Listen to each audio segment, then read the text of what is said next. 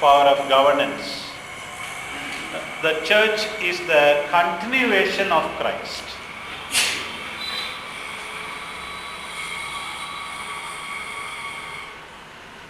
Continuation of Christ.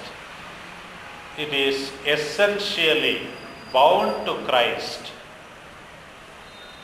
Its divine, who is its divine founder and head. Divine founder and head. Essentially linked to Christ.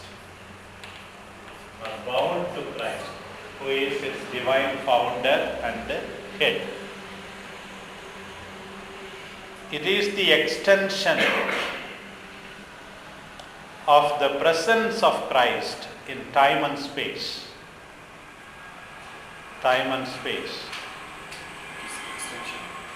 It is the extension of Christ in time and space,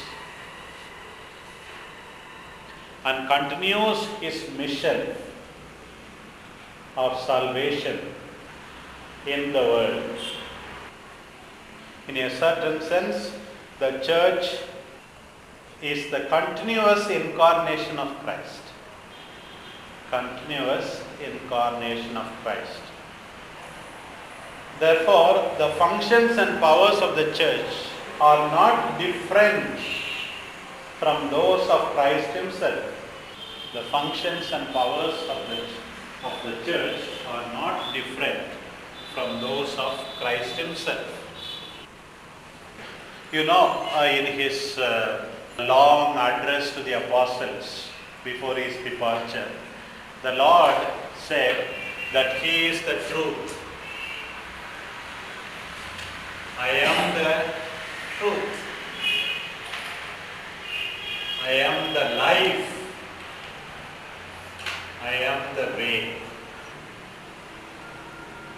The church has the function of giving to the world the truth or the message of salvation, the teaching of his message of salvation. Has the function, has the obligation of giving to the world Christ the truth, teaching office. Then likewise also the church has the mission of transmitting the grace and life to the world through the sacraments. That is the sanctifying office. Sanctifying office. Christ the life. And also the church has the mission of guiding the people of God towards the eternal home. Guiding the people of God towards our eternal destiny, our heavenly home. And show to the people Christ who is the way. So this is very closely linked. The triumvirate is closely linked to Christ who said, I am the truth, I am the life, and also I am the way. The teaching, sanctifying and governing office. Traditionally, they are called the powers of teaching, sanctifying and governing. Potesta, sanctifying and governing. And the present code prefers the term munus, function, office or service. Present code prefers rather the word munus, M-U-N-U-S, munus. The munus is often translated as function or office or service. We speak of munus docendi, sanctificandi et regendi. Munus docendi, sanctificandi et regendi. Confer Canons 375 paragraph 2 in the context of bishops, and then 519 the parish priests, and 1008 in the Sacrament of Orders. That is the terminology also adopted by Vatican II, the term monos, because it wanted to highlight the character of service that is specific to ecclesiastical power. The character of service. That's why monos is preferred even by Vatican II. Recently also we came across the text Luke 22, 24 to 27. Luke chapter 22 verses 24 to 27. So among you it should not be so. One who wants to be the first must be the servant of all. So the ecclesiastical power conferred by Christ to the apostles and the successors must be understood in terms of service. Therefore, power is not dignity or honor in the church, but essentially a service for God and for our brothers and sisters. For God and for our brothers and sisters. Again, another point that we should take note also, the three powers entrusted to the church correspond to the three aspects, three messianic aspects of Christ. Three messianic aspects of Christ. Christ the teacher, Christ the priest, Christ the pastor. Three messianic aspects of Christ. Teacher, priest, king. Now we don't use the word king, but as pastor and shepherd. Shepherd are used. As you know, when we look at the code, the third book is devoted to the teaching office and fourth book to the sanctifying office. We don't have a specific book for the shepherding or the governance aspect. That is spread in all the books. Partly in second book, of course, fifth, sixth, and also seventh. So it is spread in all the books. We do not have a book separately. It is thanks to this understanding of the Triam Munera that the code has two new books. That is teaching office and the sanctifying office. Teaching office and sanctifying office. The next point that we should speak of is unity of ecclesiastical power. Unity of ecclesiastical power. In theology and law, the three functions. In theology and law, the three functions of the church are affirmed distinctly, each with a specific content,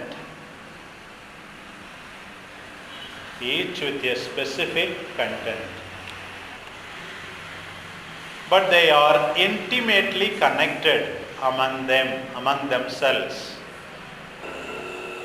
to the extent that the sacra potestas, sacred power,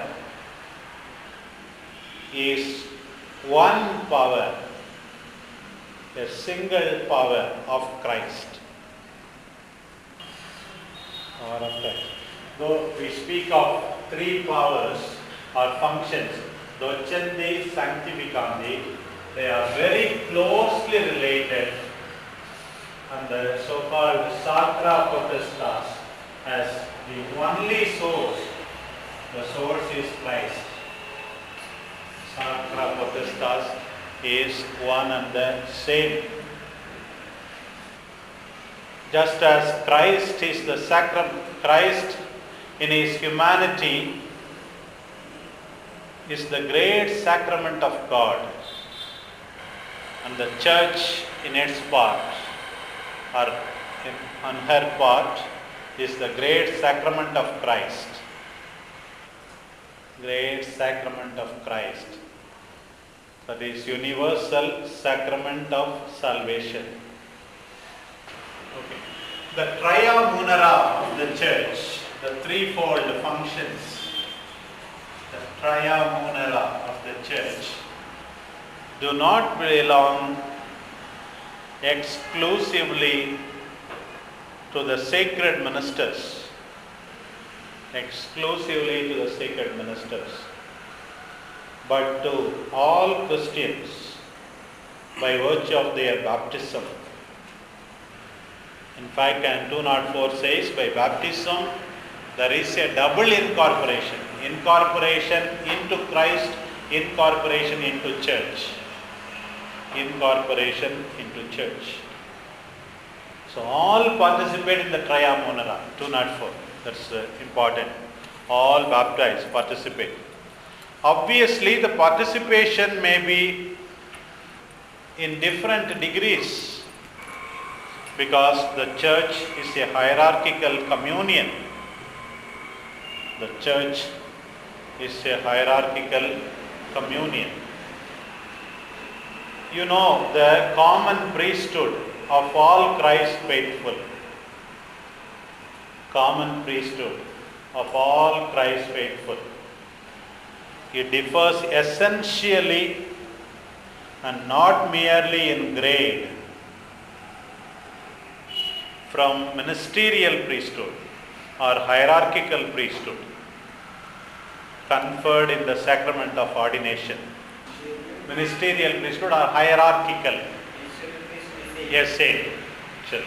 Hierarchical priesthood. So actually in Italian they use the word ministerial and hierarchical. Same. Conferred in ordination, which alone gives the power to forgive sins and offer the Eucharist. But the ministerial priesthood is ordained to the other, and both are real participation, even if different from the one priesthood of Christ. Lumen Gentium number 10. A bit of theology won't do any harm. Both are real participation, both common priesthood and ministerial priesthood are real participation in the one priesthood of Christ. So people exercise the ministerial priesthood in their own way, 836, by participating by practicing Christian virtues and by worship, and by actively participating in the liturgical celebrations, especially in the Eucharist. Look at Canon 835, paragraph 4. 835, paragraph 4. This is based on, of course, Lumen Gentium number 10. By works of charity, they exercise their common priesthood. With regard to the magisterial function or the teaching function, with regard to the teaching function, in an official and authentic way, it is done exclusively by the Roman Pontiff and the bishops. Roman Pontiff and the bishops. Compare Canon 749 and also 753, 756. So in an official and authentic way, teaching function is exercised by the Roman Pontiff and the bishops. Other presbyters and deacons help them, collaborate with them, 757. And lay people participate also in the same function by baptism and confirmation. By baptism and confirmation. The first way they exercise the teaching function is by the testimony of their life, Christian life,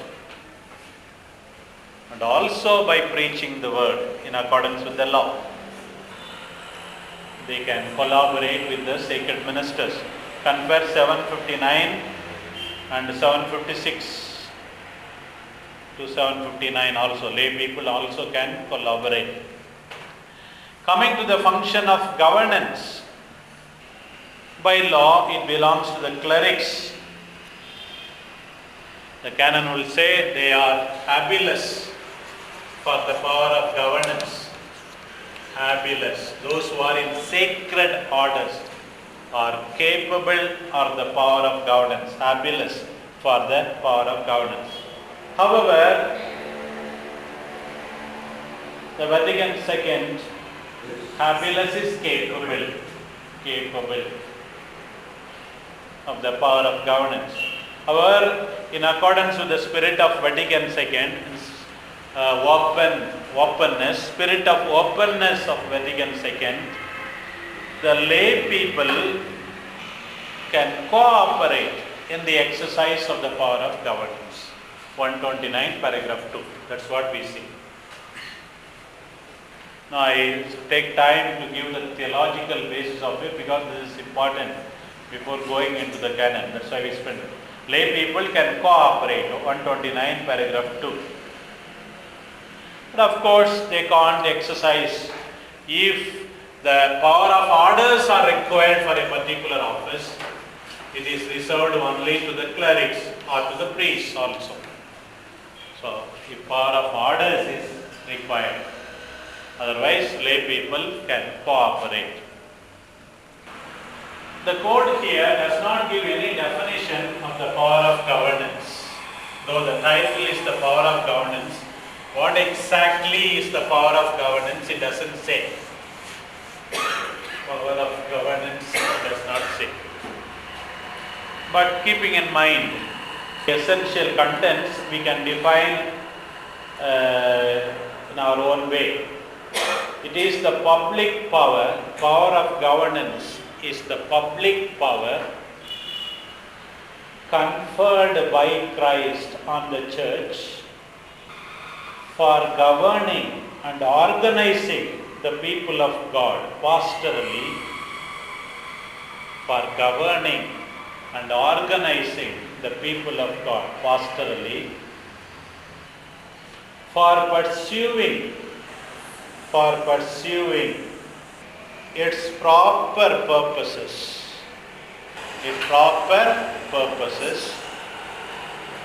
and its supreme end,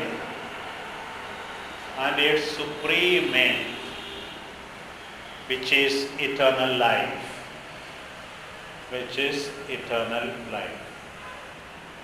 So why this power? For pursuing its proper purposes and the supreme goal or end, which is life eternal or salvation of souls. Salus animarum suprema lex. That is the last canon. That's how canon law ends. The code ends. Okay, that's I gave the translation from this Italian. It's a public power conferred by Christ on the church in order to govern and organize the people of God pastorally for pursuing its proper purposes and its supreme end, which is the salvation of souls, or which is eternal life. That is eternal life. The power of governance, potestas regimenis, is also called power of jurisdiction.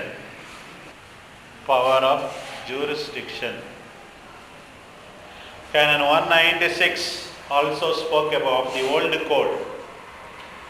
Speaks of the two terms as equivalent. Both are similar terms. Both power of governance and power of jurisdiction. The 196 of the old code. And the old code had the preference of the term power of jurisdiction, but the new code prefers power of governance. So you should understand it. Power of governance. Because the jurisdiction is now in civil law and all mostly used only for judicial matters. In many cases, more commonly used only for judicial matters. That's why rightly it is the new code prefers the term power of governance. The word jurisdiction is used in the present code in the sense of governance only once in 129 paragraph 1. In other cases, again it designates, it refers to the competence or power of the judge. There are 3 other canons where the word jurisdiction is used in the code. 1417 paragraph 2, 1469 paragraph 1 and 1512 number 3. So 3 other canons only the word jurisdiction is used, except this canon which we are going to study. There it is in the book of processes with regard to the power of the judges. Power of the judges. Okay, this is a long introduction for this whole section, so you have to tolerate that. It is theology, but you should understand it. You have to relate what exactly is the power of governance. How is it related to Christ? How is it related to the church? So 3 functions, but 1 power, that is in Christ. So traditionally there was also distinction, power of orders and power of jurisdiction. Power of order and power of jurisdiction. Power of order comes primarily from the ordination, sacrament of orders. The power of orders again referred to the offering of the Eucharist and forgiveness of sin. Power of jurisdiction was said to come from canonical mission. The source of it is not ordination, but canonical mission. Canonical mission. You know, there are 2 schools, the German school and the Roman school. The Roman school spoke of 2 sources, ordination, the other source is canonical mission. The German school spoke of 1 source. So here, for example, the power of sanctifying comes in the power of order, and the power of teaching and ruling, canonical mission, power of jurisdiction. That was the understanding. Now, when they speak of 1 source, all have, actually Vatican II seem to opt for that, the sacramental source. Sacramental source. All 3 functions, sanctifying, teaching and governing, are received in the sacrament of orders. All 3 functions are received in the sacrament of orders. But then the canonical mission actualizes what is received in potency, especially the teaching and governance. The original source is the sacrament itself, not only for the power of sanctifying, but also teaching and governance are received from the very sacrament. Very sacrament. So therefore, as we see in philosophy, it is in potency already received from the sacrament, but it is actualized by the canonical mission. Canonical mission. So you should know that there are 2 way of thinking: power of order and power of governance. Power of governance. Some said for power of governance you get it only by canonical mission. Canonical mission. But power of order only you need the sacrament. Now the German school, which has been mostly accepted by Vatican II, says you receive from the sacrament of orders not only the power of sanctifying, but also the power of governance, at least in potency. So take canon 375 for instance. 375. Paragraph 2. By their episcopal consecration, bishops receive, together with the office of sanctifying the offices, also of teaching and of ruling. So, what is the source? Episcopal consecration. Teaching and ruling also is the source. That is the Roman school. So that's why now the thinking, now a bishop is nominated. So formerly you could take canonical possession of the diocese even before you are ordained a bishop. Now ordination first, then only you take possession of the diocese. Even the Pope, once he is elected, if he is not bishop, he can rule the whole church. But now no. Before that you should be ordained a bishop. Only then you can exercise the power of government. Because there is only one source, that is a sacramental source for all the Rayappan. For all the Rayappan.